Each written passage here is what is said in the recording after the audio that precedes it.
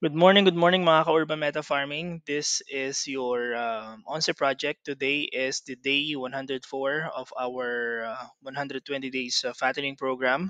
So this is your onse project. Ito na po yung mga bull natin, si Coco and si Conrad. And maraming salamat po pala sa 510 subscribers natin to this channel. And we appreciate your support.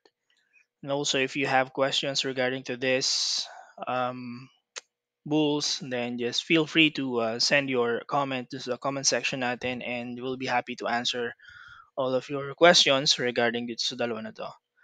And if you need help regarding sa cow management or fattening, then we're here to help po. And binabati natin yung mga kaibigan natin sa Saudi Arabia ay nandyan sa company ng SEP Quality Control Department. Uuwi na ang ating tropa ngayong August.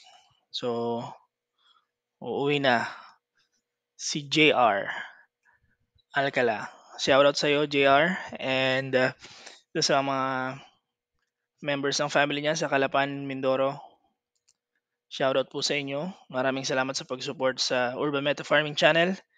And again guys, enjoy the video. Happy farming to all. This has been the 120 days program ng fattening natin for these two bulls. Thank you so much for supporting the channel and God bless you all.